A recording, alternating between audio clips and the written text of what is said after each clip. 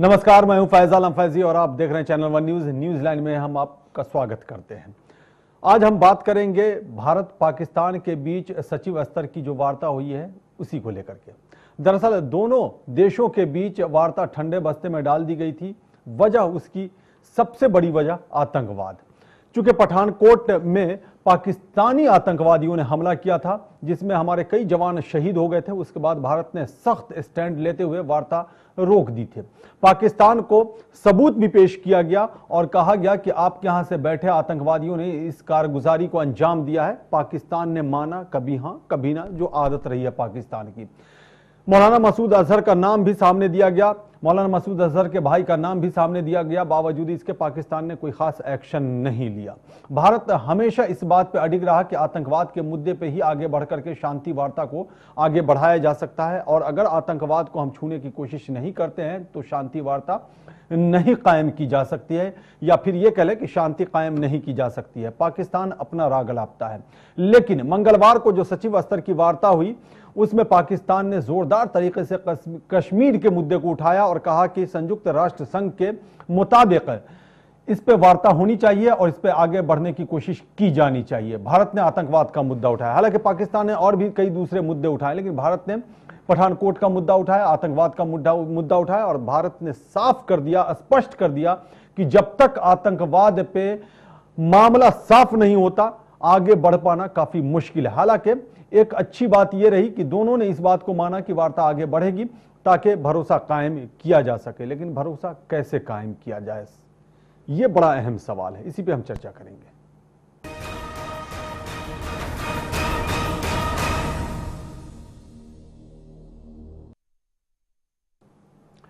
हाँ, तो बात से बनेगी बात, यह बड़ा अहम मामला है और बड़ी अहम बात है।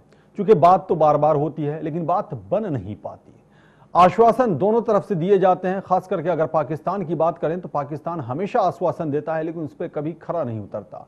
भारत ने जब भी आश्वासन दिया आगे बढ़ के हाथ बढ़ाया भारत ने, लेकिन पाकिस्तान उस हाथ को थामता जरूर है लेकिन उसमें कहीं ना कहीं कुछ ना कुछ मक्कारियां होती हैं जिसकी वजह से दिक्कतें होती हैं। पाकिस्तान के इतिहास को झांक करके देखने की कोशिश की जाए तो हमेशा पाकिस्तान ने बातें कुछ और की हैं, काम कुछ और किया है। लेकिन अगर संजीदा होकर के पाकिस्तान आगे बढ़ने की कोशिश करता है तो यकीनन कुछ न कुछ अच्छी बातें निकल करके सामने आएंगी और इसी उम्मीद के साथ एक बार फिर सचिव स्तर की वार्ता शुरू हुई है। देखिए क्या कुछ निकल करके सामने आता है।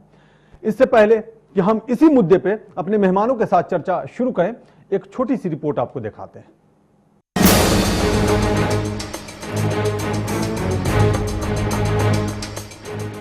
भारत और पाकिस्तान के विदेश सचिवों ने पठानकोट हमले के बाद अपनी पहली औपचारिक द्विपक्षीय वार्ता के दौरान हमले की जांच और कश्मीर समेत कई पेचीदा मुद्दों पर ध्यान केंद्रित करते हुए बातचीत की। इस बैठक में दोनों देशों के विदेश सचिवों के बीच लगभग पौने 2 घंटे तक चली बातचीत में भारत ने मजबूती के साथ आतंकवाद का मुद्दा उठाया। भारत ने पाकिस्तान से पठानकोट एयरबेस पर हुए आतंकी हमले की पाकिस्तान में जांच तेज करने की मांग के साथ साथ मुंबई हमलों की जांच और अजहर मसूद पर बैन के मामले को भी गंभीरता से उठाया। तो वहीं पाकिस्तान ने एक बार फिर भारत के सामने कश्मीर का राग अलापा। विदेश सचिव एस जयशंकर ने हार्ट ऑफ एशिया सम्मेलन में भाग लेने आए अपने पाकिस्तानी समकक्ष एजाज अहमद चौधरी से मुलाकात की, जिसके बाद पाकिस्तानी पक्ष ने कहा कि उसके विदेश सचिव ने जोर दिया कि कश्मीर मुख्य मुद्दा है जिसका संयुक्त राष्ट्र सुरक्षा परिषद के प्रस्तावों और कश्मीरी लोगों की भावनाओं के अनुरूप उचित समाधान निकाले जाने की आवश्यकता है। उन्होंने समझौता एक्सप्रेस रिपोर्ट के मुख्य संदिग्धों की रिहाई के भारतीय अधिकारियों के प्रयासों पर भी चिंता व्यक्त की। पाकिस्तान ने भरोसा जताया कि हाल ही में हुए उच्च स्तरीय संपर्कों से पैदा हुई सद्भावना के आधार पर देश स्थायी, अर्थपूर्ण एवं व्यापक वार्ता प्रक्रिया के प्रति प्रतिबद्ध रहेंगे। वहीं भारत की ओर से विदेश मंत्रालय की प्रवक्ता विकास स्वरूप ने कहा कि दोनों देशों ने आतंकवाद की समस्या को लेकर चिंता जताई है। विदेश मंत्रालय के प्रवक्ता ने कहा कि दोनों देशों ने मछुआरे और एक दूसरे की जेलों में बंद कैदियों के मामले को मानवीय रूप में देखने पर भी सहमति जताई। पाकिस्तानी विदेश सचिव ने उम्मीद जाहिर की है कि दोनों मुल्क इसी तरह उच्च स्तरीय संपर्क जारी रख आपसी भरोसा बढ़ाएंगे और वार्ता की प्रक्रिया आगे भी जारी रखेंगे। The foreign secretaries of India and Pakistan met on the sidelines of the Heart of Asia senior officials meeting today. Their discussions were frank and constructive. Both sides raised issues of concern to them. India's Foreign Secretary emphasized the need for early and visible progress on the Pathankot terrorist attack investigation as well as the Mumbai case trial in Pakistan. He also brought up the listing of Jaish-e-Mohammed leader Masood Azhar in the UN 1267 Sanctions Committee. Foreign Secretary Jaishankar clearly conveyed that Pakistan cannot be in denial on the impact of terrorism on the bilateral relationship. Terrorist groups based in Pakistan targeting India must not be allowed to operate with impunity. We pressed for immediate consular access to Kulbhushan Jadhav, the former naval officer abducted and taken to Pakistan. The discussions also covered humanitarian issues, including those pertaining to fishermen and prisoners, and people-to-people contacts, including religious tourism. The two foreign secretaries exchanged ideas on taking the relationship forward and agreed to remain in touch. लेकिन ये तो फिलहाल बस बातें और वादे हैं, क्योंकि इससे पहले भी भारत और पाकिस्तान के बीच कई दफा बातें हो चुकी हैं। अब देखना ये होगा कि क्या इस बार पाकिस्तान इतिहास को बदलेगा और अपनी बातों पर अडिग रहेगा। अब ये तो वक्त ही बताएगा। चैनल 1 न्यूज के लिए रणधीर कुमार की रिपोर्ट। जी हाँ, तो भारत के विदेश सचिव और पाकिस्तान के विदेश सचिव के बीच मुलाकात हुई।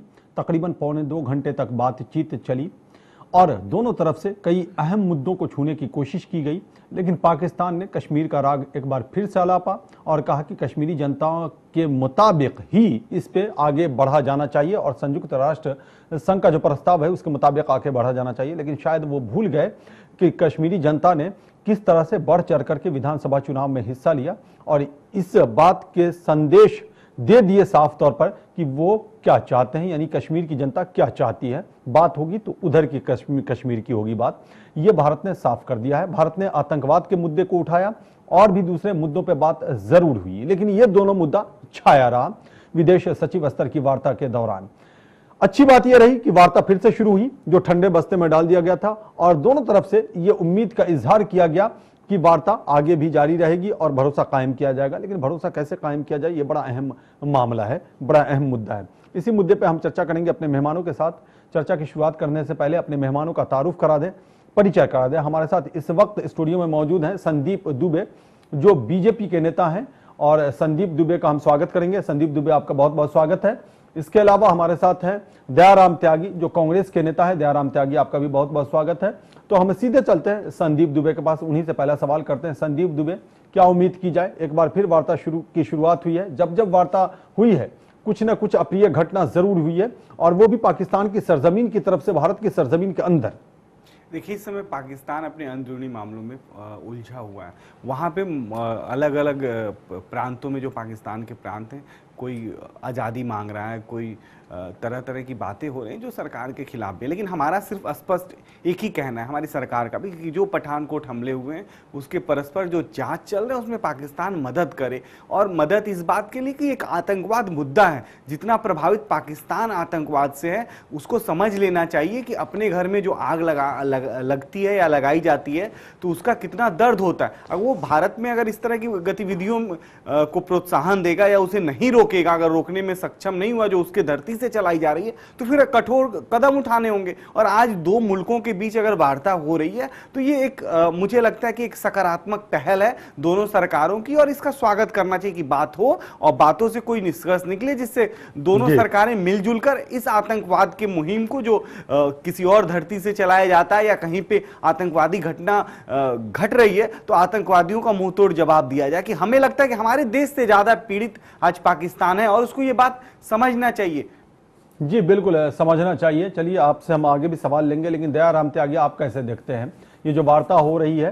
क्या वार्ता होनी चाहिए या नहीं होनी चाहिए? आपके ज़माने में भी कमोबेश यही सूरत हाल थी। देखिए, मेरा ये मानना है जहाँ तक कश्मीर की बात है, जो पाकिस्तान मतलब हर प्लेटफॉर्म पे जब भी इस तरीके के कोई सम्मेलन होते हैं, सार्क सम्मेलन होते हैं, हर प्लेटफॉर्म पे मतलब ये कश्मीर मतलब मुद्दे को उठाता है।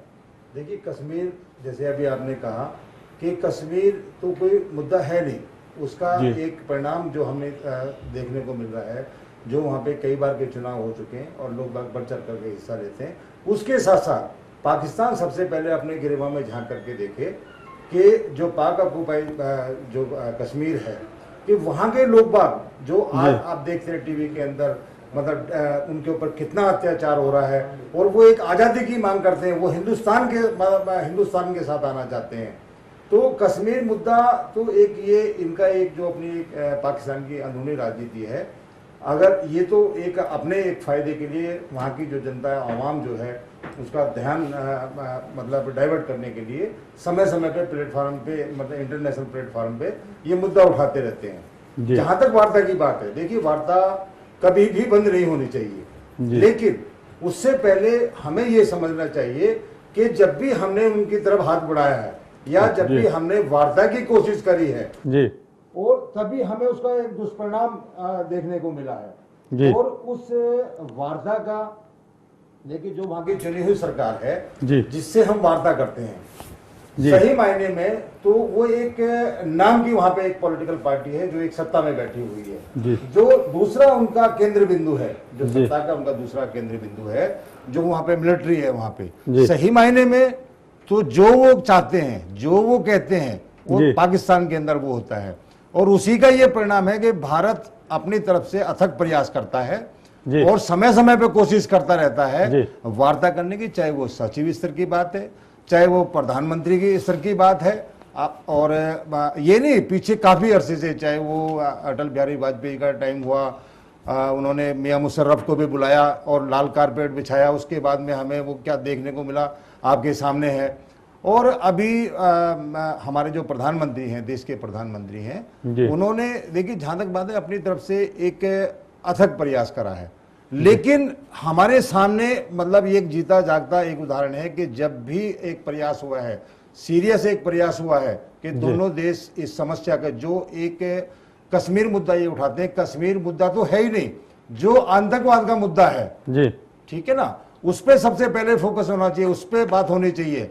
हम अपनी तरफ से तो बात करते हैं, लेकिन दयाराम त्यागी पाकिस्तान कश्मीर का मुद्दा उठाता है, दयाराम त्यागी पाकिस्तान कश्मीर का मुद्दा उठाता है और जाहिर सी बात है सबसे बड़ी समस्या आतंकवाद है। खुद पाकिस्तान को भी समझना चाहिए, जैसा कि आप भी कह रहे हैं कि आतंकवाद की समस्या कितनी गंभीर समस्या है, पाकिस्तान भी इससे जूझ रहा है और क्यों ना आतंकवाद के मुद्दे पर आगे बढ़ा जाए। ऐसे में जब पाकिस्तान इन सब चीजों को छोड़ करके सिर्फ कश्मीर के मुद्दे पर बात करना चाहता है, कैसे वार्ता आगे बढ़ेगी? देखिए मैं आपको एक बात, वही बात मैं अभी कहने जा रहा था कि इस मामले में हमारी जो ये एनडीए गवर्नमेंट है, अब इसको दूसरे तरीके से ना लेकर के, जो हमारी एनडीए गवर्नमेंट है, जो अभी भारत सरकार मतलब सरकार चला रही है हिंदुस्तान के अंदर, उनकी जो विदेश नीति है या एक पाकिस्तान ने एक नीति मान के चलो, वो स्पष्ट नहीं है। उसका स्पष्ट का एक कारण मैं आपको बता देता हूँ कि देखिए हमारे प्रधानमंत्री जी अपनी तरफ से प्रयास करते हैं जी, पाकिस्तान के अंदर, मतलब वो एक बिना बुलाए हुए, मतलब बिना किसी शेड्यूल के एक फोन पर बधाई देते हैं और वहां पर जो है ना बिरयानी खाने के लिए पहुंच जाते हैं। मैं देखिए बिरयानी खाने का मेरा मतलब ये नहीं है, हमें जो हमारा पड़ोसी देश है उससे अच्छे एक ताल्लुकात होने चाहिए, लेकिन हमें ये भी समझना चाहिए कि आज वही पाकिस्तान हिंदुस्तान के अंदर लगातार एक आतंकवादी घटना को अंजाम दे रहा है। आज भी आप देखते होंगे कश्मीर के अंदर रोज आपको तीसरे दिन सुनने को मिल जाता है कि 2 आतंकवादी मारे गए। लेकिन ये तो आपके भी जमाने में था, दयाराम त्यागी, बहुत ज्यादा था। आपको याद होगा कि उसी जमाने में जब आपकी सरकार केंद्र में हुआ करती थी तो सैनिकों के सिर को काट करके पाकिस्तानी सेना लेके चली गई थी यहां से, जिसके बाद काफी हंगामा हुआ था। आपने क्या किया था उस जमाने में? चलिए ठीक है जी, हाँ आएंगे आपके पास, आएंगे, इसका भी हम जवाब लेंगे आपसे, लेकिन संदीप दुबे से हम पूछ लें थोड़ा सा। संदीप दुबे जो अपोजिशन के लीडर्स हैं वो इस पे एतराज कर रहे हैं। गुलाम नबी आजाद ने कहा है कि हमारी सरकार का पाकिस्तान के प्रति रवैया बदलेगा या फिर वह बदला नहीं बल्कि और भी नरम हो गया है। यहां तक कि आज पाकिस्तानी विदेश सचिव भारत आकर कहते हैं कश्मीर उनके लिए कोर इशू है। वहीं सीताराम येचुरी जो सीपीएम के महासचिव हैं, उनका कहना है हमें तो पता ही नहीं कि मोदी सरकार का पाकिस्तान के प्रति रवैया क्या है, कभी पूरी तरह गर्म तो कभी पूरी तरह ठंडे बस्ते में डाल दिया जाता है, नरम। देखिए बड़ा हास्यास्पद विषय हो जाता है जब हमारी कांग्रेस से जुड़े हुए लोग या हमारे विपक्षी पार्टी इस तरह की बात करती हैं। वहाँ सलमान खुर्शीद साहब जब जाते हैं तो आपको याद है पाकिस्तान में कैसी बात करते हैं। देखिए भाजपा जो आज एनडीए गवर्नमेंट है उसकी नीति स्पष्ट है, हम परस्पर सभी मुल्कों के साथ मित्रता चाहते हैं और खासतौर से पड़ोसी मुल्कों के साथ हम बेहतर संबंध चाहते हैं क्योंकि वो हमारे पड़ोसी हैं, इस बात को हम नकार नहीं सकते। लेकिन जो आंतरिक समस्या, भारत की आंतरिक समस्या हो या पाकिस्तान की आंतरिक समस्या हो, मैं तो आज भी कह रहा हूं आपके चैनल के माध्यम से, मैं पाकिस्तान में जाने का मुझे मौका मिला था और मैं पाकिस्तान में जब कश्मीर की इशू जो उस समय उठाई गई 3 साल पहले, तो जब मैं वहां था तो मैंने वहां कहा था उन लोगों से कि मैंने कहा था कि आपकी 20 पीढ़ियां कश्मीर मांगते मांगते थक जाएंगी फिर भी भारत कश्मीर नहीं देगा क्योंकि आपके पास हमारा कश्मीर है, वो पहले हमें दे दो फिर हमसे बात करो, किसी मुद्दे पर बात करो। वहां क्या है कि इसका राजनीतिकरण होता है, जब वहां की सरकारें अल्पमत में होती हैं या वहां के जो राजनेता हैं उनको कोई मुद्दा नहीं मिलता है, वहां की गरीब जनता की भुखमरी से छुटकारा नहीं वो दिला पाते, वहां महंगाई बढ़ रही है, वहां भ्रष्टाचार चरम सीमा पे, तो वो क्या करते हैं, कश्मीर उनके लिए सॉफ्ट टारगेट है,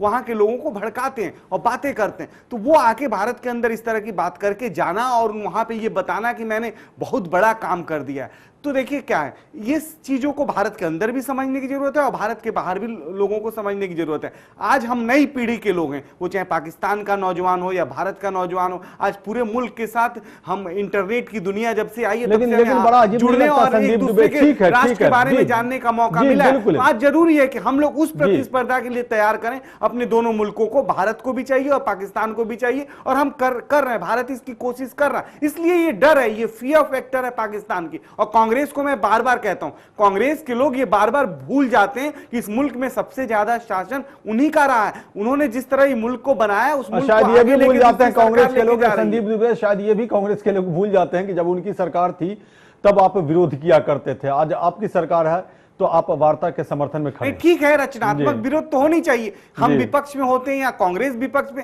उसके एक तरीका होता है, वो रचनात्मक होनी चाहिए, आवाज उठनी चाहिए, सही मुद्दे आने चाहिए ताकि सरकारें भी कभी कहते हैं ना गूंगी बहरी ना हो। लेकिन इस तरह का जो कांग्रेस का विरोध करने का तरीका है वो रचनात्मक विरोध नहीं है, वो तो ये है कि पैर खींचो और कैसे उस किसी भी पार्टी को किसी भी लेवल पे ले जाओ। और एक व्यक्ति इनको बड़े प्यार से मिला, माननीय प्रधानमंत्री जी, हर बुराई के पीछे इनको प्रधानमंत्री जी दिखते हैं, हर काम के पीछे प्रधानमंत्री जी दिखते हैं। अगर रात को ये इनके भी राज्य में अगर इनकी सरकार लोगों को पानी सही नहीं दे पाई, गंदा पानी पिला रही है, उसके लिए भी दोषी प्रधानमंत्री हैं। यूपी में कोई काम होता है वहां भी हमारी सरकार न हो लेकिन दोषी प्रधानमंत्री होते हैं। तो कांग्रेस की एक चाल है, सत्ता जाने के बाद खिसियाइन बिल्ली खंबा नोचे वाली काम कर रही है। संदीप दुबे, दोनों देशों के प्रधानमंत्रियों के बीच तकरीबन 5 बार मुलाकात हो चुकी है, नवाज शरीफ और मोदी के बीच, क्या रिजल्ट मिला आपको?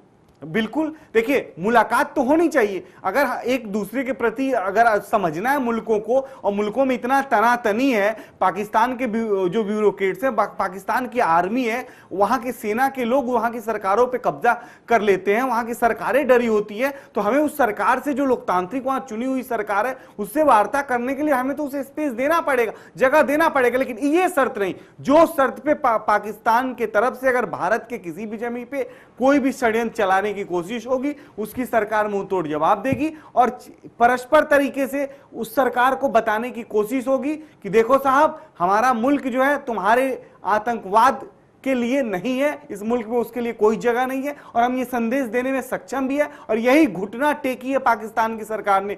आज वहां देखिए, वहां आंतरिक तौर पे वहां लोकतंत्र को खतरा है, हर कोने में। अभी कांग्रेस के मेरे मित्र कितनी अच्छी बात करते हैं, वहां भी आजादी मांगी जा रही है। कि पाकिस्तान की जो विदेश नीति है, खास करके भारत को लेकर के, पाकिस्तान हमेशा भारत के सामने जो अपनी समस्याओं को रखता है वो अलग चीज है, लेकिन ये जो समस्या है पाकिस्तान की नजर में, कश्मीर की समस्या, वो लगातार उठाता रहा है और अभी भी उठा रहा है, आगे भी वो उठाएगा। फिर वार्ता की मेज पे बैठ के क्या हासिल करेंगे? शिवसेना ने भी एतराज किया, जो आपकी सहयोगी पार्टी है। मित्र, ये समझने की कोशिश होनी चाहिए कि भारत जिस तरह से औद्योगिक रूप से प्रगति कर रहा है, विश्व के शिखर पे प्रगति कर रहा है, और भारत आज पूरी विश्व की अर्थव्यवस्था लुढ़क रही है, वहां भारत स्टेबल होकर खड़ा है। और ऐसी जब परिस्थितियां उत्पन्न हो रही है कि एक मैसेज आ रहा है विश्व में कि भारत में एक अच्छी चुनी हुई सरकार बेहतर काम कर रही है, तो जो अंतर्राष्ट्रीय स्तर पे जो हमारे और भी दुश्मन मुल्क हैं वो चाहते हैं, और पाकिस्तान उसका टूल्स बनने की कोशिश करता है। तो हमारी तो यही नीति साफ है, नियत साफ है कि हम पाकिस्तान को टूल्स बनने न दें, और जो हमारी प्रतिस्पर्धा वार्ता करना चाहते हैं। बिल्कुल है, हम इसीलिए वार्ता अगर सफल हो रहे हैं, सफल राष्ट्र भारत को आज है और आगे और सफल होना है तो हमें अपने पड़ोसी मुल्कों के साथ मित्रता रखनी पड़ेगी। बिल्कुल बिल्कुल है, शायद इसलिए अटल बिहारी वाजपेयी ने कहा था कि दोस्त बदले जा सकते हैं, पड़ोसी नहीं बदला जा सकता। जी दयाराम त्यागी, क्या कहना चाहते हैं आप? देखिए, हमारे मित्र जो अभी कह रहे थे, मैं बड़े ध्यान से इनकी बात सुन रहा था जी। और मैंने जब मैं बात कर रहा था, मैं भी इस बात का पक्षधर हूँ कि वार्ता होनी चाहिए और पड़ोसी जितने भी हैं उनके साथ अच्छे एक मित्रतापूर्वक एक व्यवहार होना चाहिए। लेकिन हमें ये भी देखना चाहिए, जो एक ये विदेश नीति की बात कर रहे थे, देखिए ये कैसी नीति है, आज हम कहाँ खड़े हुए हैं। पाकिस्तान किसी से छुपा नहीं है।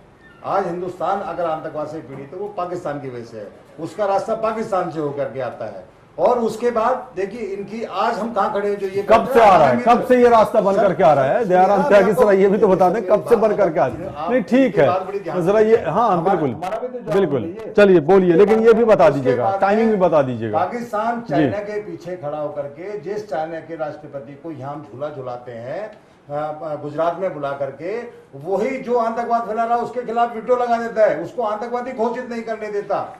ये क्या यही हमारी नीति है? क्या यही हमारे प्रधानमंत्री जी की मतलब विदेश नीति है? उसके बाद मैं आपको एक बात और बता देना चाहता हूं, पड़ोसी मित्र की जो आप बात कर रहे हैं, हम नेपाल को अपना छोटा भाई कहते थे, आज वो तकरीबन चाइना के साथ खड़ा हुआ है, श्रीलंका चाइना के साथ खड़ा हुआ, जो हमारे पड़ोसी मित्र हैं। क्या यही मोदी जी की विदेश नीति है? और जहां तक आप उसकी बात करेंगे, 10 साल के अंदर जब यूपीए गवर्नमेंट थी, अब ज्यादा पुरानी बात में ना जा करके, एक बार भी हमारे प्रधानमंत्री जी, वहां के जो प्रधानमंत्री हैं उनसे, कि जब तक आतंकवाद खत्म नहीं होगा। जी आपको शायद नहीं मालूम है कि शर्मल शेख जो मिस्र में है, वहां मुलाकात हुई थी नवाज शरीफ और माफ कीजिएगा पाकिस्तान के प्रधानमंत्री और भारत के प्रधानमंत्री मनमोहन सिंह के बीच में मुलाकात हुई थी। बाहर मुलाकात जी एक अलग बात है, लेकिन पाकिस्तान बिरयानी खाने मनमोहन सिंह जी नहीं गए थे, जो आप उसकी बात कर रहे हैं।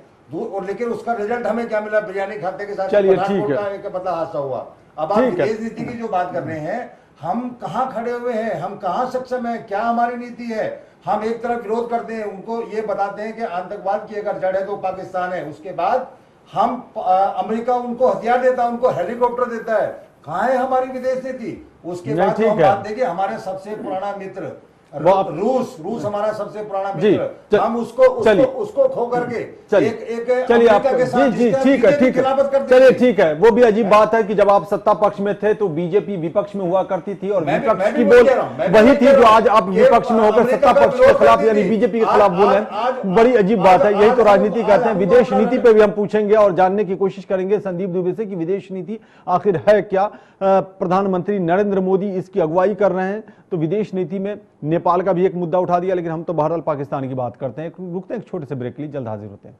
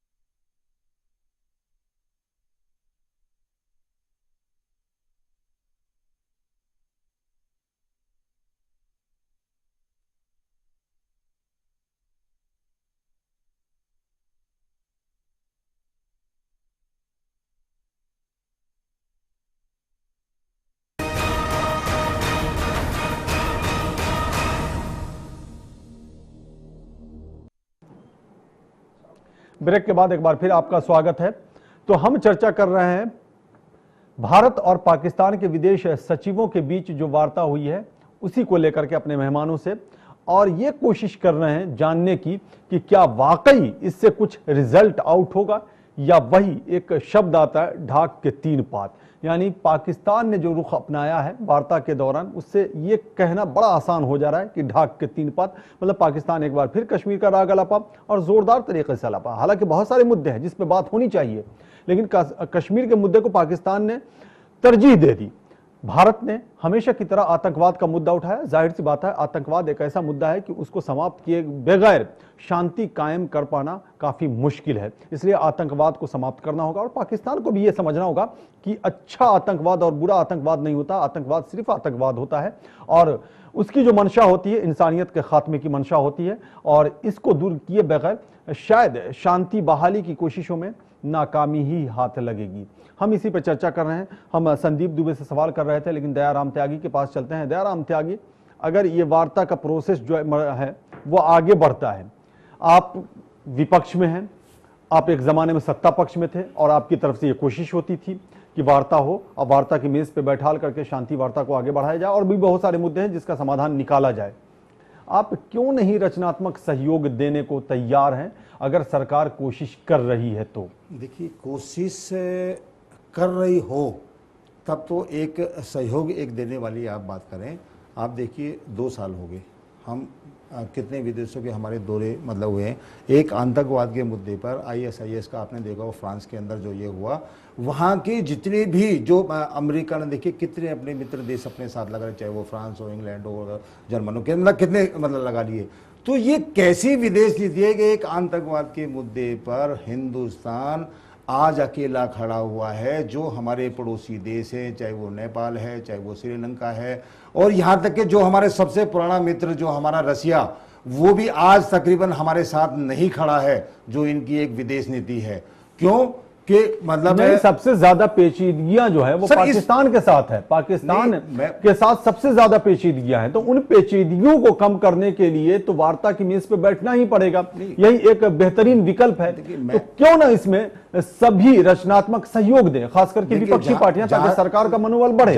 और यही मंशा आपकी भी हुआ करती थी जब आप सरकार में थे। देखिए, जहां तक एक स्पष्ट नीति वाली बात है, एक स्पष्ट अगर नीति हो, स्पष्ट अगर मतलब हो, तो कांग्रेस पार्टी हमेशा, कांग्रेस का कोई भी पार्टी है जहां हिंदुस्तान की बात आएगी, सब एक मतलब एक प्लेटफॉर्म पे खड़े हुए, सब एक है, इसमें कोई दो राय वाली बात नहीं है। लेकिन अगर एक थोड़ी देर में मतलब वार्ता शुरू कर देनी, थोड़ी देर में रूठ जाना, एक बार ये कह देना कि हम जब तक ये आतंकवाद है, जब तक हम इसके ऊपर कोई वार्ता नहीं करेंगे, ये तो एक सरकार को एक स्पष्ट नीति अपनी एक बनानी होगी ना, कि हमने ये एक नीति बनानी है और उसके ऊपर ऑल पार्टी मीटिंग भी बुलानी पड़ेगी। देखिए, ये अकेला एक एनडीए गवर्नमेंट का, एनडीए सरकार का मामला नहीं है, ये पूरा एक देश के साथ जुड़ा हुआ है। आज तक मुझे आप बता दीजिए, तो फिर आप आलोचना करते हैं तो कैसे होगा मुमकिन, बताइए जरा। अब मुझे आप एक बता दीजिए कि प्रधानमंत्री जी बिना बुलाए के, बिना किसी प्रोग्राम के पाकिस्तान चले गए। वो देश के प्रधानमंत्री हैं, वो व्यक्तिगत नहीं होता। जब अगर वो पाकिस्तान गए तो उन्होंने क्या गलत किया? मैं आपसे ये सवाल कर रहा हूं, अगर इसी मुद्दे पे, पाकिस्तान के मुद्दे पे, जो आतंकवाद का मुद्दा है, देखिए हम जो बात करते हैं बार बार वो आतंकवाद के मुद्दे पे करते हैं ना, आपका कहना भी आपने ये कहा,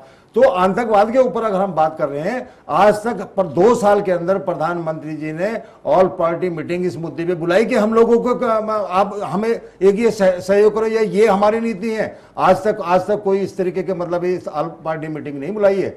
और दूसरा मैं ये कहना चाहता हूं कि अगर ये बात, मैं इनकी इस बात से सहमत हूं, हमारे मित्र जी दुबे जी भी कह रहे थे कि हमें दुश्मन नहीं बनाने चाहिए, हमें मित्र बनाने चाहिए, हमें एक ऐसी नीति बनानी चाहिए जहां आतंकवाद के मुद्दे पे हमारे साथ साथ, आज देखिए चीन उसके साथ, पाकिस्तान के साथ खड़ा हुआ ना, जो पाकिस्तान बोलता है चीन वही बोलता है। तो क्या हमारे के अंदर हमारी ऐसी नीति नहीं होनी चाहिए, सरकार की ऐसी नीति नहीं होनी चाहिए कि जो हमारे साथ हमारे दो पड़ोसी भी बोले कि हाँ ये जो पाकिस्तान कर रहा है वो गलत कर रहा है, आतंकवाद का जो मुद्दा है वो रास्ता जो वो पाकिस्तान से होकर के आता है, क्यों नहीं इसके ऊपर मतलब समर्थन जुटाते हैं बार बार। चलिए ठीक है, दयाराम त्यागी जरा सवाल करने संदीप दुबे से, आपने जो कुछ सवाल उठाया, चीन के मुद्दे पर भारत का रवैया क्या है, भारत का रुख क्या है?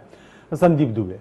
माफ करिएगा, जो कांग्रेस के मित्र हैं वो विश्व की अर्थव्यवस्था उसको नहीं समझ पा। 1991 के बाद जो याराना पूंजीवाद पूरे विश्व में आई है, तो अब लड़ाई गोले बंदूक और बारूद की नहीं है, अब लड़ाई है औद्योगिक क्रांति की। अब लड़ाई है कि हम कैसे अपने मुल्क को बेहतर विश्व में स्थापित कर पा रहे हैं। हमारे प्रोडक्ट्स, हमारे सामान, हमारी वस्तुएं जो वैल्यू आज डिक्रीज हो गई वो कैसे अच्छा आएगी। तो जो भौगोलिक परिदृश्य बना है उसमें अगर भारत अगर नेतृत्व करने की क्षमता विकसित नहीं करेगा तो आने वाले समय में किसी भी प्रतिस्पर्धा में भारत खड़ा नहीं होगा। उस प्रतिस्पर्धा के लिए भारत को खड़ा करने के लिए आज बीजेपी के तरफ से और खासतौर से जो हमारे माननीय प्रधानमंत्री जी हैं उनके तरफ से अगर कोई बेहतर पहल हो रही है तो हमें लगता है कि उस विषय को नकारात्मक दृष्टिकोण उस विषय पे नहीं रखना चाहिए। वो चाहे कांग्रेस की पार्टी हो या सत्ता में बैठे लोग हैं या विपक्ष में बैठे हुए लोग, हमें साफ साफ ये समझ लेना चाहिए कि चीन क्या है। चीन एक राष्ट्र है, भारत भी एक राष्ट्र है और पाकिस्तान भी एक राष्ट्र है। जब तीन राष्ट्र हैं तो आपस में अगर कोई ईगो भी है, कोई समस्या भी है, तो वो गोली बारूद से नहीं मिटाए जा सकते। उन ईगोज को भी बैठ के सॉर्ट आउट किए जा सकते हैं। और विश्व के पटल पे बार बार मेरे मित्र रूस की बात करते हैं, बार बार नेपाल की बात करते हैं। आप समझ रहे हैं कि क्यों आपका विरोध हो रहा है। लेकिन आपको ये समझना चाहिए। चीन का मैंने इसलिए पूछ दिया संदीप दुबे कि बार बार दयाराम त्यागी इसी तरफ इशारा कर रहे हैं। हालांकि दयाराम त्यागी की जब सरकार थी, यानी कांग्रेस की जब सरकार थी, यूपीए 1 यूपीए 2 की बात कर ले, उससे पहले भी कांग्रेस की सरकारें रही हैं, तब भी यही मसले थे, तब भी यही मसाइल थे, तब भी यही समस्याएं थी। लेकिन जो हमारे देश का दृष्टिकोण है अगर वो बढ़ रहा है तो हमारे पड़ोसी मुल्क हैं वो अगर या दुश्मन मुल्क है वो हमारे विरोध कर रहे हैं तो उन विरोध का हमें सामना करना चाहिए। उससे हम भाग नहीं सकते और सामना करने का तरीका यही है कि हम उनसे बेहतर करें। विश्व के पटल पे वो मुल्क जो अच्छा कर रहे हैं उनसे बेहतर करें जो हमसे प्रतिस्पर्धा रखते हैं। अगर हम बेहतर नहीं कर पाएंगे, उन मुल्कों का प्रतिस्पर्धा हमसे नहीं है, वो हमें दुश्मन और दोस्त की बात तो छोड़ दीजिए, आज का लड़ाई सिर्फ लेकिन जी ठीक है, कहीं कहीं ऐसा नहीं लगता कि भारत कुछ मामलों को लेकर के बैकफुट पे चला जाता है। आपको याद होगा अभी कल परसों की बात है कि डोलकन ईसा चीन के हैं और उन्हें चीन ने आतंकवादी घोषित किया हुआ है। उसके लिए रेड कॉर्नर नोटिस भी जारी किया गया है, यानी कि इंटरपोल से। तो जैसे ही भारत ने वीजा इशू किया, चीन ने एतराज किया और भारत ने वीजा विड्रॉ कर लिया। मतलब क्या हुआ इसका? देखिए, साफ स्पष्ट बात है कि मैं पहले भी कह रहा हूं कि हम एक नई क्रांति के दौर से भारत गुजर रहा है और वो एक औद्योगिक क्रांति है, एक मानसिक परिवर्तन से व्यवस्था परिवर्तन की क्रांति है। और विश्व में और मुल्क जो हैं उनको लग रहा है कि भारत बहुत तेजी से बढ़ रहा है, बढ़ता हुआ मुल्क है और इसलिए यहाँ इन्वेस्टमेंट भी हो रहा है। तो हम किसी विवाद के जड़ नहीं बनना चाहते ताकि हमारे पड़ोसी मुल्क कोई कहे कि भारत की तरफ से गलती कुछ हुई है। हम उन गलतियों को दोहराना नहीं चाहते। हम अपने पड़ोसी मुल्कों के साथ बेहतर तरीके से एक दोस्ताना याराना मूड में बैठ के काम करना चाहते हैं और हमें उनसे प्रतिस्पर्धा नहीं। हम विश्व के पटल पे जो पुरानी खोई हुई भारत की जो सभ्यता थी, धन था, उसको वापस लाना चाहते हैं। हम चाहते हैं कि भारत सर्वश्रेष्ठ मुल्क बने जो विश्व के पटल पे नेतृत्व करे दुनिया का। जी बिल्कुल। दयाराम त्यागी संदीप दुबे ने साफ साफ कर दिया कि आर्थिक प्रतिस्पर्धा का दौर है। अगर हथियारों के प्रतिस्पर्धा की बात करें तो देख लें जिन जिन मुल्कों ने इस प्रतिस्पर्धा में खुद को शामिल किया उसके क्या हाल है। आप मिडिल ईस्ट में चले जाएं तो इराक है, सीरिया है या लीबिया है, आप जिंदा जावेद मिसाल है, आप वहां देख सकते हैं। तो इसलिए अब आर्थिक प्रतिस्पर्धा को आगे बढ़ाना होगा, तभी जाके कामयाबी मिलेगी और इसी के सहारे आगे बढ़ा जा सकता है। अब हथियारों का जमाना शायद लत्ता दिखाई दे रहा है, ऐसा कहना है, हालांकि ऐसा कुछ दिखाई भी नहीं देता खास करके सुपर पावर की तरफ से। बहरहाल लेकिन ये सच भी है, इसे इनकार भी नहीं किया जा सकता। तो क्यों नहीं, और ये प्रतिस्पर्धा तभी कायम होगी जब आप वार्ता की मेज पे बैठेंगे, शांति बहाली होगी, दोस्ती होगी, आप हाथ बढ़ाएंगे दोस्ताना और हाथ मिलाएंगे दोस्ताना, तभी ये मुमकिन होगा। तो क्यों नहीं इस पे आगे बढ़ा जाए। देखिए फैज साहब, मैं आपको सबसे पहले बता दूं, जैसे निष्पक्ष आप इनको टाइम देते हैं तो आप मेरी बात भी बिल्कुल निष्पक्ष तौर पे बिना टोकर टाके के जवाब देने दीजिए। देखिए अभी हमारे दुबे जी ने एक बात ये कही। सबसे पहले तो दुबे जी, मैं आपको एक चीज़ ये बता दूं कि इनकी एक मानसिकता है भारतीय जनता पार्टी की, एनडीए गवर्नमेंट की, कि अभी इनको 2 साल हुए हैं, लेकिन इनकी एक सोच इस तरीके की है और इनके जो नारे भी देखते हैं, भारत उदय, समझे ना, ये इस तरीके की जो है कि ये सब कुछ 2 साल के अंदर हो रहा है। मैं अपने मित्र को एक बात याद दिलाना चाहता हूँ, 92 में जब नरसिम्हा राव की गवर्नमेंट थी, ये जो आर्थिक उदारीकरण की जो शुरुआत हुई थी जी 91 में उदारीकरण की शुरुआत हो गई थी। उस टाइम पे भारतीय जनता पार्टी सबसे आगे थी, जो सबसे ज्यादा आलोचना करती थी कि ये देश में बेरोजगारी हो जाएगी, देश में ऐसा हो जाएगा, देश के अंदर भूखा मर जाएगा। लेकिन आज आप देखते हैं देश कहाँ खड़ा हुआ है। ये 2 साल के अंदर नहीं होगा। आपने तो 2 साल के अंदर मेरे ख्याल में कोई एक ऐसा कार्य नहीं होगा जो एनडीए गवर्नमेंट ये कह सके कि हाँ 2 साल के अंदर हमने विदेशों में जाकर के, आप जो इन्वेस्टमेंट की बात कर रहे हो, ये एक कांग्रेस की देन है और ये उनका एक अथक प्रयास है। जो लोग भूखे मर रहे हैं, जो लोग प्यासे मर रहे हैं, जो सूखे से ग्रस्त है, किसान सरकार कर रहा है। ये बहुत अच्छी बात भाजपा की देन है। आपने बहुत अच्छी बात कही। 65 साल की सूखा देखिए, पहली बात गवर्नमेंट नहीं देखता। देखिए सूखा सबसे पहली बात गवर्नमेंट नहीं देखता, लेकिन सरकार किसकी है? महाराष्ट्र में जहां सबसे ज्यादा सूखा पड़ा हुआ है, जहां किसान आत्महत्या कर रहा है, आप देश में आपकी सरकार है, आप क्या कर रहे हैं उनके लिए? आपने खुद ही एक बात ये कह दी, क्या कर रहे हैं आप मुझे बताइए ना, किसानों के लिए क्या कर रहे हैं? मामले जो है उससे अलग से डिबेट कर लेंगे, इस पे हम अलग से डिबेट कर लेंगे। सूखे पे हमने डिबेट किया गया, लेकिन हम अभी जो बात हुई है, दरअसल वार्ता जो हुई है सचिव स्तर की, उस पे हम बात कर रहे हैं, इसी पे फोकस करें तो ज्यादा बेहतर है। हमारे मित्र थोड़ा अलग डाइवर्ट कर रहे हैं ना, कभी सूखे की बात कर रहे हैं, कभी विदेश उसकी बात कर रहे हैं। हमने 2 साल में क्या करा? कोई एक चीज, एक उपलब्धि। 2 साल के अंदर जितना किसान ने आत्महत्या, चलिए ठीक है, किसान की आत्महत्या पे हम बात कर देंगे। वो आपके जमाने में किसान शायद नहीं आत्महत्या करते थे, आप करने लगे हैं, शायद आपकी समझ में ये बातों तो गलत है, लेकिन चलिए जी ठीक है, नहीं, इस पे हम बात कर लेंगे। इस पे हम मुद्दे से क्यों भटक रहे हैं? हम किसान की आत्महत्या, सूखे पे बात कर लेंगे। हम तो विदेश सचिव स्तर की जो वार्ता हुई है उस पे हम बात कर रहे हैं, हिंदुस्तान पाकिस्तान के रिलेशन पे बात कर रहे हैं। गुलाम अली जो गजल गायक हैं, वो भारत के दौरे पे हैं और वो काशी में है, वाराणसी में है। उन्होंने कहा है कि दरअसल दोनों देशों की आवाम चाहती है दोस्ती, दोनों देशों की आवाम मोहब्बत के साथ रहना चाहती है, भाईचारे के साथ रहना चाहती है, शांति के साथ रहना चाहती है। लेकिन ऊपर के जो लोग हैं, इशारा समझ ही रहे होंगे आप, ऊपर के लोग हम वो ऐसा नहीं होने देते। दयाराम त्यागी, देखिए ये अगर ऊपर की और उसकी, देखिए मेरी बात सुनिए, ये तो हम ही जो अभी बात कर रहे थे, अब बैठ के बात कर रहे थे। देखिए वार्ता तो कभी बंद होनी नहीं चाहिए। हम इस पक्ष में है नहीं, कांग्रेस पार्टी इस पक्ष में नहीं है कि वार्ता को बंद करा जाए। लेकिन अपनी बात देखिए, वो तो एक जहां भी उनको मौका मिलता है, जहां भी उनको एक कहने का, अपनी बात रखने का एक मौका मिलता है, बड़े एक जोरदार ढंग से वो कश्मीर मुद्दे को उठा देते हैं। लेकिन हम जिस उसके अब हम एक वार्ता की बात करते हैं जी, तो जिस चीज से हम सबसे ज्यादा पीड़ित हैं, जिसके ऊपर से हमारी इकोनॉमी को भी फर्क पड़ता है, आम जनता। देखिए आप देश के अंदर हमारे जो जवान हैं, जो बॉर्डर पे हैं, वो देखिए वो शहीद होते हैं, वो भी एक बहुत बड़ी एक क्षति है हिंदुस्तान के लिए। तो इस चीज का एक समाधान निकालने के लिए वार्ता एक बहुत जरूरी है, लेकिन वार्ता एक सार्थक हो और उसका कोई रिजल्ट निकले। सिर्फ कहने पर से आज तक तो नीति एनडीए गवर्नमेंट की ये रही है कि वो प्रधानमंत्री जब मर्जी बात शुरू कर देते हैं, जब मर्जी जो डायलॉग है उसको बंद कर देते हैं। कभी अलगाववाद जो वहां पे कश्मीर में है, कभी उनके ऊपर करते हैं। एक वार्ता फिर बंद क्यों करते हैं? वार्ता तो मैं तो ये कह रहा हूं कभी भी बंद नहीं होनी चाहिए वार्ता तो। और उसका जो है वार्ता का एक सकारात्मक, उसका एक रिजल्ट निकले, उसका एक रास्ता निकले, दोनों देश बैठ करके उस चीज को सुलझाएं। लेकिन जो छुरा घोंपने वाली जो पाकिस्तान की नीति है, जो उनका एक छलावा है कि वो कहते कुछ हैं और करते कुछ हैं, उस चीज से हमें सावधान रहना चाहिए। और सारे जो ऑल पार्टी हैं उनको साथ लेकर के चलना चाहिए, देश की जो जनता है उसको साथ लेकर के चलना चाहिए।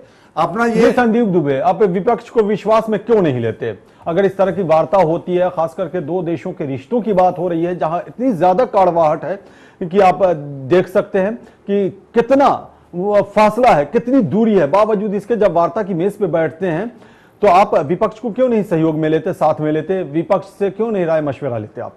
देखिए विपक्ष जो है, मुझे लगता है कि बार बार इस बात को समझने में भूल कर जाता है कि जो विषय है, विपक्ष के लोग जब पाकिस्तान में होते हैं तो वो आग लगाने का काम करते हैं, सरकार विरोधी नारों के समर्थक होते हैं। उनको भारत सरकार में कोई ऐसी एक भी चीज नहीं दिखाई देती कि ये सरकार आज रहे, इनकी चले तो अभी जमाने की तरह, जैसे यूपी 1 यूपी 2 का जमाना था, इनको अपनी सोच बदलनी पड़ेगी। अगर बेहतर उसी जमाने की तरह जैसे यूपी 1 यूपी 2 का जमाना था, ऐसा नहीं, अच्छा ऐसा नहीं है, कल्पना के साथ तब कुछ और चाहते हैं कि बेहतर तरीके से ये काम करें और सरकार का समर्थन करना चाहते हैं, सहयोग करना चाहते हैं, उनका स्वागत है। कौन रोक रखा है? हम तो कह रहे हैं भारत का हर व्यक्ति, हर नागरिक इस सरकार के साथ जुड़ा हुआ है। ये 125 करोड़ परिवार का सरकार है, इसमें हर व्यक्ति की यह सरकार है, कोई एक व्यक्ति की सरकार नहीं है। तो सबके साथ, सबके विकास से और सबके सहयोग से हमें चलना है। विपक्ष अपने को अलग क्यों मानता है, ये मुझे समझ में नहीं आता। विपक्ष को तो चाहिए कि बेहतर एक, उसको लगता है कि क्या इस देश के लिए लेकिन आपने विपक्ष से कब पूछा, आपने विपक्ष से कब सहयोग लिया, कब पूछा? ठीक है, विपक्ष की जिम्मेदारी है, लेकिन आपकी भी कुछ जिम्मेदारी बनती है, आप सत्ता में हैं, सदन तो है, आपकी सदन के पटल पे ठीक है, विपक्ष सदन के पटल पे तो है। ऐसे भी देखिए, ऐसे टीवी के चैनल पे तो बहुत अच्छा लगता है, लेकिन सदन के पटल पे कभी विपक्ष को इस बात को लेकर लड़ते नहीं देखा। अगर ये इस बात को लेकर लड़ रहे होते और सदन में कार्रवाई स्थगित होता तो हमें भी अच्छा लगता और देश के लोगों को भी अच्छा लगता। लेकिन इनकी तो लड़ाई जो है मुद्दा पे है ही नहीं, कैसे जाति, धर्म और कैसे त्योहारों में भारत को बांटा जाए, और उस विषय को ये लेके सदन की हम संदीप दुबे फिर भटक गए। अभी थोड़ी देर पहले किसान की बात करने लगे, क्योंकि ये बार-बार दिक्कतें हैं संदीप दुबे, संदीप को साथ लेके चलना चाहते हैं। हम चाहते हैं कि बेहतर बने भारत। जी आपसे बढ़ के कोई समझ सकता है? इनकी साझेदारी हो, धर्म की राजनीति, जाति की भारत राजनीति, तरक्की करे। नहीं, आप एक बात इनको बताइए दुबे जी, मैं आपसे एक सीधा सवाल पूछता हूँ। दुबे जी, मैं आपसे एक सीधा सवाल पूछता हूँ। दुबे जी, मैं आपसे एक सीधा सवाल पूछता हूँ। धर्म और जाति की जो राजनीति की बात कर रहे हो, भारतीय जनता पार्टी से ज्यादा कोई समझ सकता है? आज तक अगर भारतीय जनता पार्टी ने अगर राजनीति करी है तो धर्म और राजनीति में करी है, ठीक है, देश के विकास में राजनीति नहीं करी है। नहीं, दयाराम त्यागी, हम भटक रहे हैं, हम मुद्दे पे हैं। ये सवाल रखा था, हम मुद्दे पर संदीप दुबे पाकिस्तान से जो वार्ता हो रही है, ठीक है, दयाराम त्यागी आएंगे आपके। संदीप दुबे पाकिस्तान से जो वार्ता हो रही है, कैसे उस पर विश्वास किया जाए? जो इतिहास रहा है पाकिस्तान का, जो हिस्ट्री पाकिस्तान की है, उसके मुताबिक उस पर विश्वास किया जा सकता है क्या? देखिए, ये तो आप वही कह रहे हैं कि एक बार अपने दोस्तों पे विश्वास कर, फिर देख वो तेरे पीठ में खंजर चुभोएंगे। एक तरफ ठीक है, हमारी जो परिस्थितियां हैं पूर्व में उसके साथ जो याराना या दोस्ताना रहा है, उसमें यही चीजें मिली हैं। लेकिन हमें लगता है कि हमें आशान्वित रहना चाहिए, और आशान्वित इस बात को लेके रहना चाहिए कि भारत की सरकार जो आज है, उसने एक अच्छी परिस्थिति उत्पन्न करी है कि पाकिस्तान के अंदर पाकिस्तान की सरकार आज सोचने पर मजबूर है कि उसे आतंकवाद से निपटना है, और निपटना जरूरी है, क्योंकि जितना आतंकवाद उसके मुल्क के लिए खतरा है, वो आज खुद अपनी गिरहवा में झांक के देख रहा है तो खुद जल रहा है। तो उसको तो सबसे पहले हम मदद करने को तैयार हैं कि तुम अपने घर के भी आतंकवाद दूर करो, और तुम सोचो कि तुम्हारे धरती से भारत में एक तिनका कोई प्रभावित ना हो, और तुम आतंकवादी गतिविधि रोको। तो हमें सामरिक प्रयास करने चाहिए, मिलजुल के प्रयास करने चाहिए, और सरकार कर रही है। और हम चाह रहे हैं कि जो भी कानून काम कर रहा है, वो चाहे पाकिस्तान में के कानून हो या हमारे कानून हो, दोनों मिलके एक साझा गठबंधन के तहत जो भी बुरे लोग हैं, गलत लोग हैं, जो गलत काम में, लेकिन पठानकोट के जो हमलावर थे, उनको तो सजा ही नहीं दी गई, जिन्हें दोषी करार दिया, भारत ने सबूत पेश किया, पाकिस्तान ने क्या कदम उठाया? तो किस उम्मीद के साथ आप आगे बढ़ रहे हैं? देखिए, ये बात हम ठीक है कि कहते हैं कि वहां पे वो हमारे कई एविडेंस हमारी एजेंसियों ने सौंपा है, और कभी वो मानते हैं, कभी नहीं मानते हैं। लेकिन एक बात तो स्पष्ट है, मानना पड़ेगा कि दोनों एजेंसियां परस्पर मिलकर प्रयास कर रही हैं कि हाँ, आप भी हमें अच्छा इनपुट दो, हम भी आपको अच्छा इनपुट दे रहे हैं। तो इससे एक डर पैदा हो रहा है, डर का माहौल है, और डर के माहौल में जो गलत लोग हैं उन तक कानून पहुंच रहा है। और बड़ी अच्छी बात, सत्ता में आने के बाद ऐसी ही जबान निकलती है, ऐसी भाषा का प्रयोग किया जाता है। दयाराम त्यागी जब आप सत्ता में थे तो इसी तरह की बात बोला करते थे, और शायद जब संदीप दुबे विपक्ष में थे तब आपकी भाषा जो अब है वो बोला करते थे। यही फर्क आ जाता है। देखिए, सवाल वो नहीं है जी, तो सवाल क्या है? अभी हमारे दुबे जी ने कहा, देखिए पठानकोट का एक मामला हुआ, देखिए जो हमारे दुबे जी कह रहे हैं कि दोनों देशों को मिलकर के बड़ा अच्छा प्रयास हुआ था, एक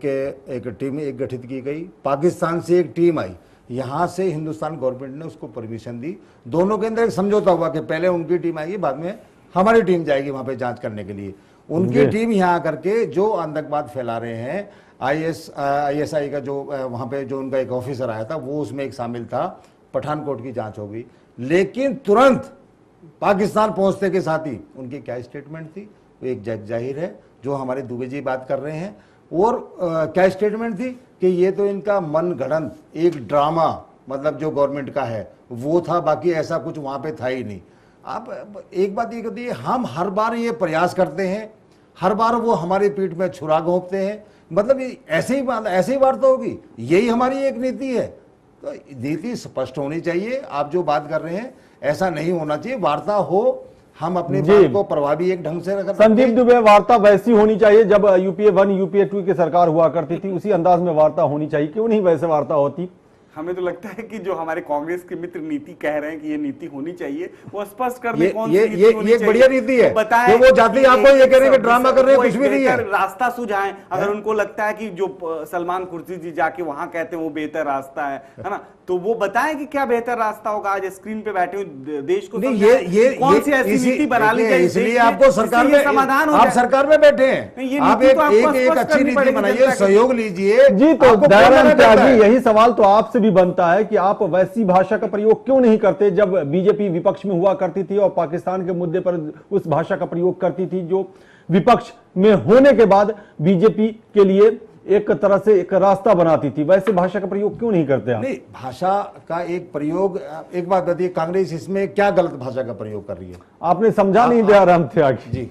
जब बीजेपी विपक्ष में थी और आप सत्ता पक्ष में थे तो पाकिस्तान के मुद्दे पे जो बीजेपी की भाषा होती थी उसी भाषा का प्रयोग आप क्यों नहीं करते? अब आप विपक्ष में हैं। आपको एक चीज मैं बता दूं बात को, अगर आप यूपीए गवर्नमेंट की बात कर रहे हैं, यूपीए गवर्नमेंट का एक नीति स्पष्ट थी और उसी का एक परिणाम है जब 26/11 हुआ। नहीं, आप सुनिए ना जी बोलिए ना। उसमें आप एक बात बताइए, यहाँ मतलब बैठ करके जी बोलिए। एक कूटनीति के तहत, एक प्रेशर के तहत वहां पे लखवी गिरफ्तार हुआ या नहीं हुआ? आप एक बात ये बताइए, एक तरफ हम और वहां पे केस चला या नहीं चला? हुआ क्या? नहीं, रिजल्ट क्या आया? आप मेरी बात नतीजा क्या आया? देखिए मेरी बात सुनिए, आप ये मत कहिए ना कि मतलब नहीं हो सकता। और आज हमारा ये पठानकोट हुआ, वहां पे सारा वॉइस सैंपल आपको मिले, एड्रेस आपको मिला, टेलीफोन नंबर आपको मिला है, सारे इन्होंने उनको प्रूफ दे दिए हुए।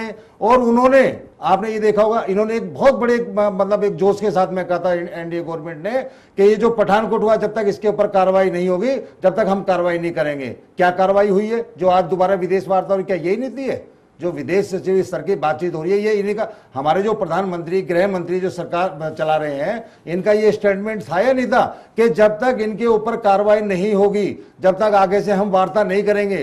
तो फिर ये इस तरीके की भाषा का क्यों प्रयोग करते हैं? क्या कार्रवाई हुई है आज तक? और उन्होंने फिर दोबारा वार्ता शुरू कर दी। नहीं, वही हो रहा है, वही हो रहा है, मामला पलटता जा रहा है। नहीं, पलटता नहीं जा रहा है मामला। तो जो स्पष्ट बात है, जो 125 करोड़ जनता देख रही है, तो उसका वो आपको जवाब दे, जाहिर सी बात है, देख रही है जनता, तो देख ही रही है। हमारी डिबेट को भी जनता देख रही है और समझ रही है कि क्या कहना चाह रहे हैं आप लोग और क्यों अपनी अपनी भाषा को बदल के बोल रहे हैं।